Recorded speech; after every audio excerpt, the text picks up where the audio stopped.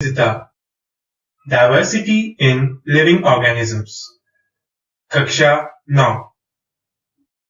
पाठ का उद्देश्य।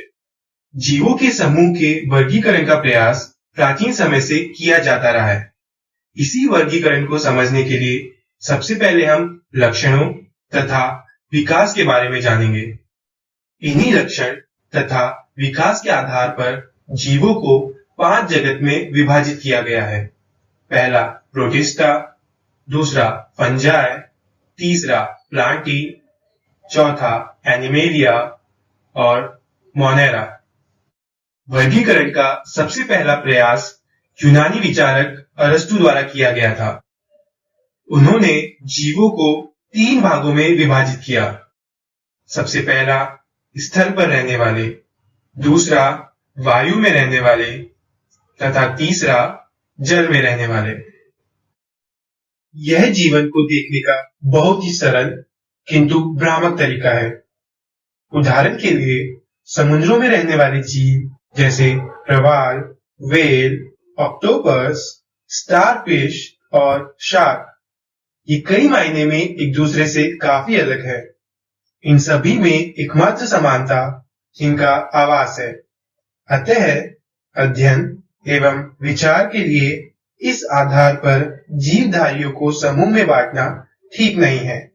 इस विषय में आगे बढ़ने से पहले हमें लक्षणों का अर्थ समझना होगा। जब हम किस जीव के किसी विविध समूह को वर्गीकृत करते हैं तो सबसे पहले हम यह जानते हैं कि इस समूह के सदस्यों में क्या क्या समानताएं हैं, जिसके आधार पर कुछ को एक साथ रखा जा सके। किसी जीव के लक्षण से तात्पर्य उस जीव का कोई विशिष्ट रूप या विशिष्ट कार्य है। उदाहरण के लिए हम में से ज्यादातर लोगों के पास एक हाथ में 5 अंगुलियां होती है, जो कि एक लक्षण है। वर्गीकृत समूहों की पदानुक्रमिक संरचना, classification of groups. Ernst Haeckel, Robert Whittaker और कार्ल बोस ने सभी जीवों को जगत नामक 5 बड़े वर्गों में विभाजित करने का प्रयास किया है। रॉबर्ट व्हिटेकर द्वारा प्रस्तावित वर्गीकरण में 5 जगत है। पहला मोनेरा, दूसरा प्रोटिस्टा, तीसरा फंजाई, चौथा प्लांटी, पांचवा एनिमेलिया। मोनेरा का वर्गीकरण। बोस ने मोनेरा जगत को आर्कीबैक्टीरिया और यूबैक्टीरिया में बांट दिया है।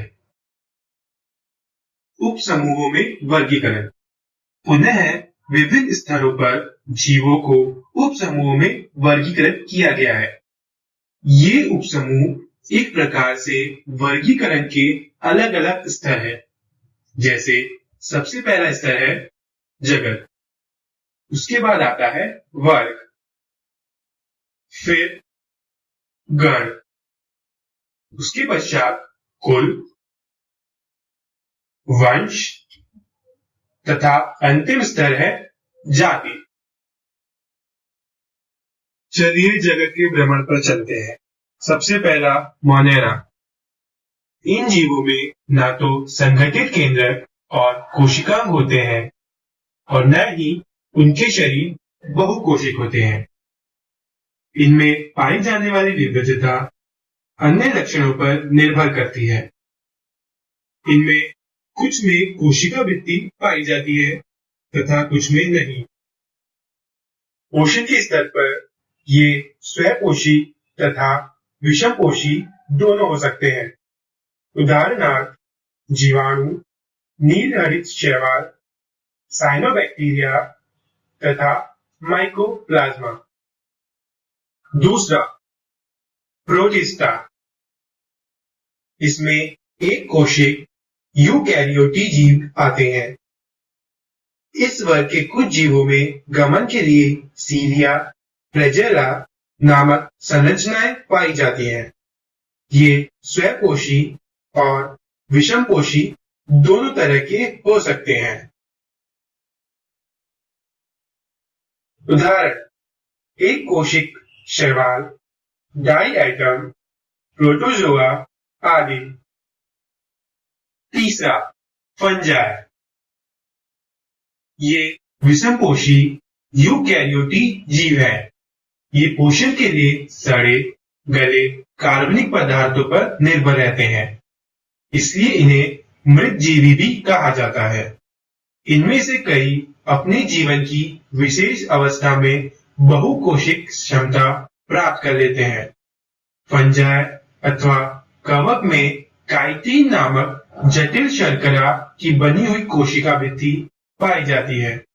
उदाहरणार्थ यीस्ट तथा मशरूम। चौथा, प्लांटी।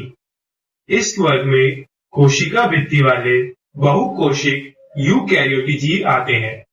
ये स्वपोषी होते हैं और प्रकाश संश्लेषण के लिए क्लोरोफिल का प्रयोग करते हैं। इस वर्ग में सभी पौधों को रखा गया है। चूंकि पौधे और जंतु सर्वाधिक दृष्टिगोचर होते हैं, अतः इन उपवर्गों की चर्चा हम दूसरे भाग में करेंगे।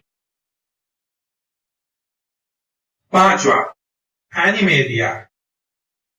इस वर्ग में ऐसे सभी बहुकोशिक यूकैरियोटिक जीव आते हैं जिनमें कोशिका भित्ति नहीं पाई जाती है। इस वर्ग के जीव विषमपोषी होते हैं। तो दोस्तों, हमने इस पाठ में अब तक सीखा जीवों का अरस्तु द्वारा वर्गीकरण, लक्षण तथा विकास क्या होता है। जीवों का जगत में वर्गीकरण। जीवों को 5 जगतों में विभाजित किया गया है। पहला, प्रोटिस्टा, फंजाई, प्लांटी, एनिमेलिया और मोनेरा। पाठ अभी खत्म नहीं हुआ है। अगले भाग में हम पढ़ेंगे प्लांटी को किस प्रकार विभिन्न उप समूहों में वर्गीकृत किया गया है तथा एनिमेलिया के विभिन्न उप समूह क्या है तथा उनकी क्या विशेषताएं हैं। धन्यवाद।